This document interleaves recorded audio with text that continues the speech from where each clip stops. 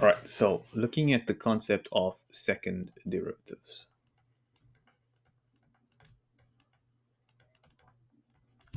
Um,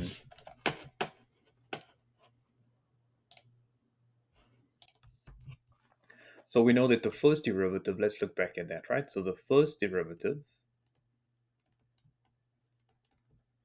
helps us to find the gradient of a curve. And that would be, for example, if you have y equals 2x plus 4, when you derive the function, you end up with 2, which is the gradient. When you derive the graph again, the second derivative can tell you three things. The first thing it can tell you is whether you are dealing with a maximum at that particular value of x or a minimum or a point of inflection.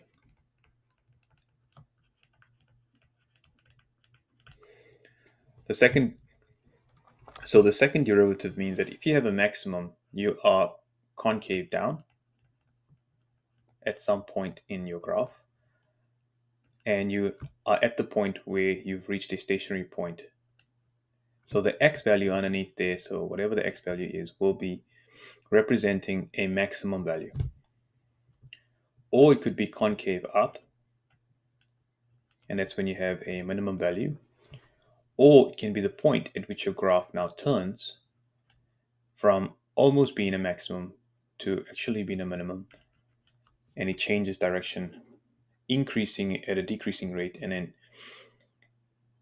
increasing at an increasing rate. After that, we get to a point of inflection. And if you look at this curve, you can see the point of inflection will come around when you're dealing with a cubic function. If you have this form here, you're looking at a parabola, and this one here as well is a parabola. So let's have a look at a parabola. Suppose I got y equals to 2x squared minus 4x plus 3. I know that the a is greater than 0 over here, the a value 2. So I know that this is going to be a smiley face, and therefore there will be a minimum. Now the rule says if the second derivative is greater than 0, it produces a minimum. If it's less than 0, it produces a maximum. And if it's equal to 0, it produces a point of inflection at that particular x value. So if I derive this once, I would get 4x minus 4. And if I derive this twice, I would get this 4, which is greater than 0. And therefore we're dealing with a minimum. A minimum exists in this case. We can find the turning point quite quickly by taking the derivative, making it equal to 0, and we can therefore see x is equal to 1. There will be a minimum at x equals to 1.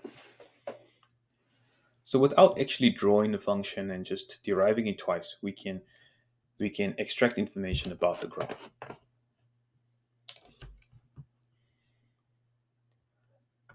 All right, let's look at a cubic function now. And let's suppose I've got y equals to negative 3x cubed minus 4x squared minus 3x plus 1. Now this cubic function has an a value which is less than 0. So therefore the graph will go down, go up, and then go down. Versus if it was the other way, if it was a greater than 0, it would go up, down, and up. So that means at some point in this graph, we are going to experience a minimum and a maximum. A minimum first and a maximum second. And a possibility of a point of inflection.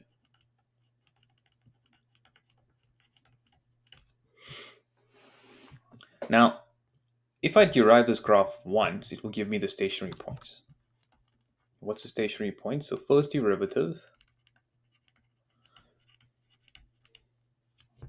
Yeah, gets me the stationary points, the stationary x value. So the graph will technically do that, and if you derive it once and you make it equal to 0, it will shoot out in the x-plane the corresponding x value at which the derivative is equal to 0 over there.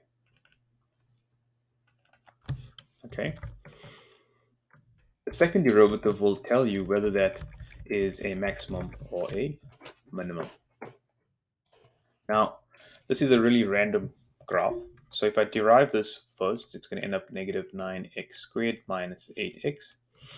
And if I derive it again, I would end up at minus 3. Yep, that's true. And if I derive it again, I would end up at negative 18x minus 8. Now we can see that the second derivative is also a function of x now, which means that you have to supply an x value for it to be negative or positive. So what I can do is I can say, okay, well, if the second derivative is less than 0, then I have negative 18x minus 8, which is less than 0, and therefore negative 18x will be less than 8. So if I divide both sides by negative 18, I get x, because I'm dividing by a negative greater than, and if I divide this, I get 4 over 9. So negative 4 over 9.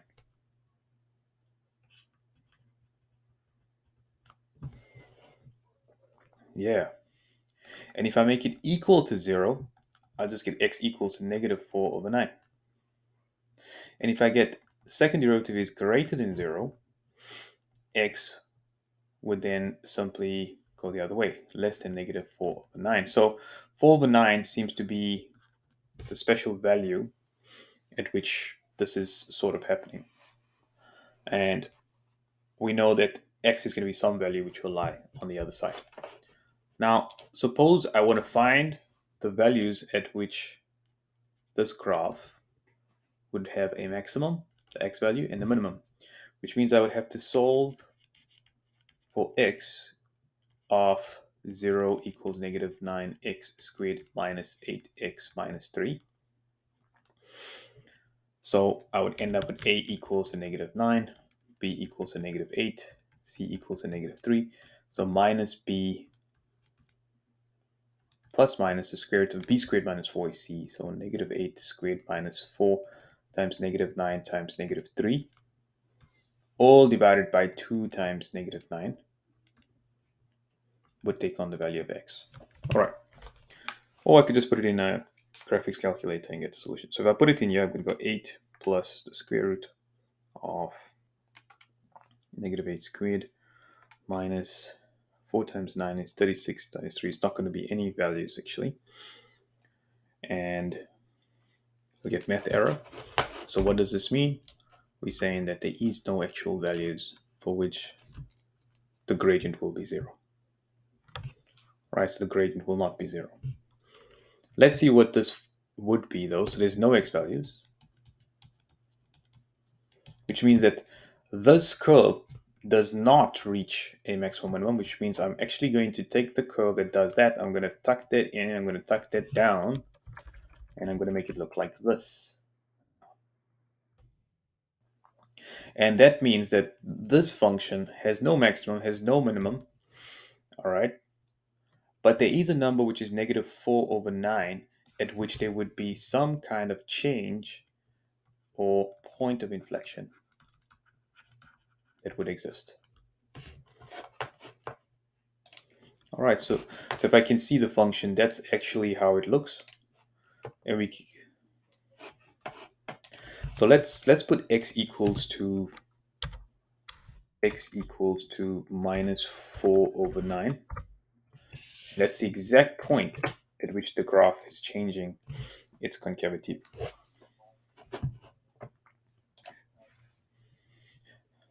So to find the corresponding y value for this, you would have to substitute x equals negative 4 over 9 back into the original equation, and it'll shoot out 1.807 to 3 significant figures. Let's try another graph, all right? All right, so let's look at a second example. Example number 2, y equals x cubed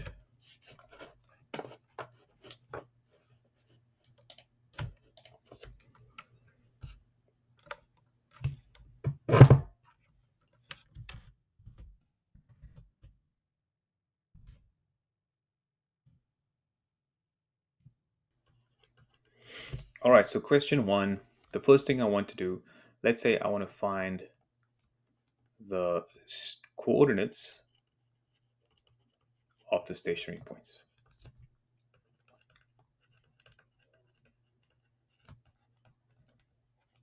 So we would derive it, that's right, and make it equal to 0. So we take the 3 to the front, that's it, and multiply it by the coordinate, that's going to be 3x squared, plus 4 times 2 gets you 8x minus 3. Okay, that's it. So now we make it equal to 0, and we now have to solve for x.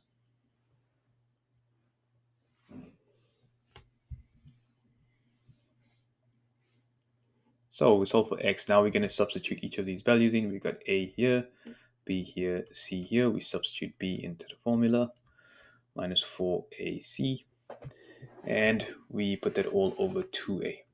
That's it.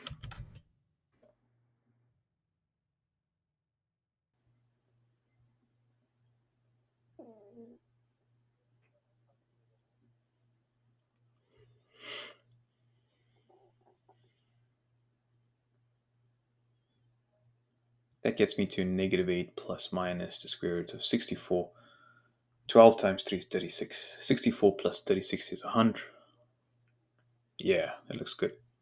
Because this comes to 100, which then squares to 10. So negative 8 plus minus 10 over 6 gets you negative 8 plus 10 over 6 and negative 8 minus 10 over 6, which would be 2 over 3, which is 1 over 3, or negative 18 over 6, which is negative 3. All right, so now we got the corresponding x values. We also know that the a value is greater than 0, which is that over there. So therefore, if we have to plot this, we know that the first x value, which is negative 3, will produce my maximum. So,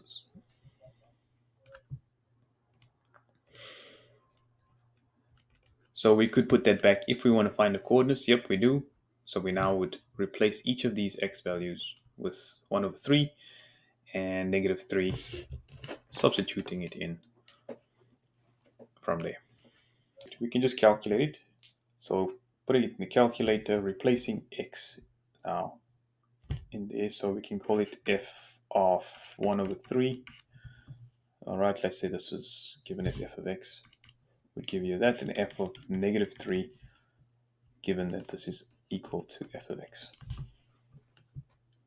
And that would get me the coordinate 1 over 3 and whatever that solution is. That'll get me the coordinate negative 3 and whatever that solution is, putting it in the calculator now. All right, so you get to negative 14 over 27.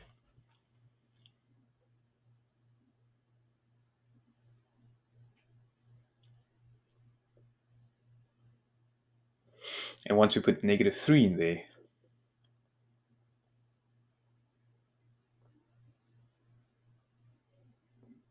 we get the value 18. Okay, so those are the points at which we would have that. So this is going into the negative space. So basically, we can already see that the maximum is going to be at negative 3 and the minimum is at 1 over 3. We can also show that the second derivative now would be, yeah, because at the maximum, the second derivative is going to be less than 0, and the second derivative will be greater than 0 at that point. And what we can then look for is the point of inflection where the second derivative is equal to 0. So let's calculate the second derivative over here. Yeah, 6x plus 8, because now we've derived it. We've taken 2 times 3, which is 6, and 8 derived becomes 8, make it equal 0, so x equals to negative 8.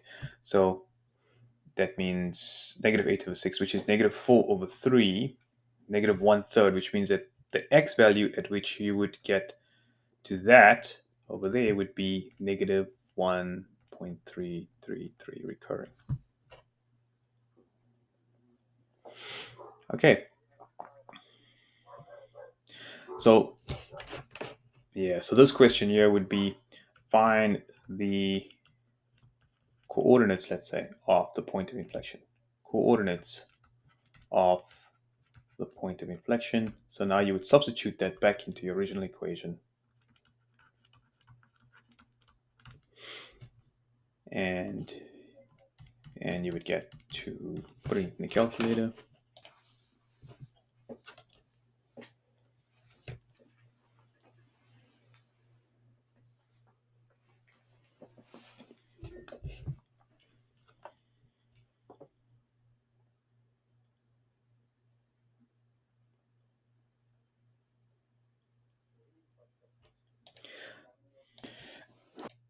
All right, and the final solution is 8.74 for the y. I'm just going to call the second part question 2.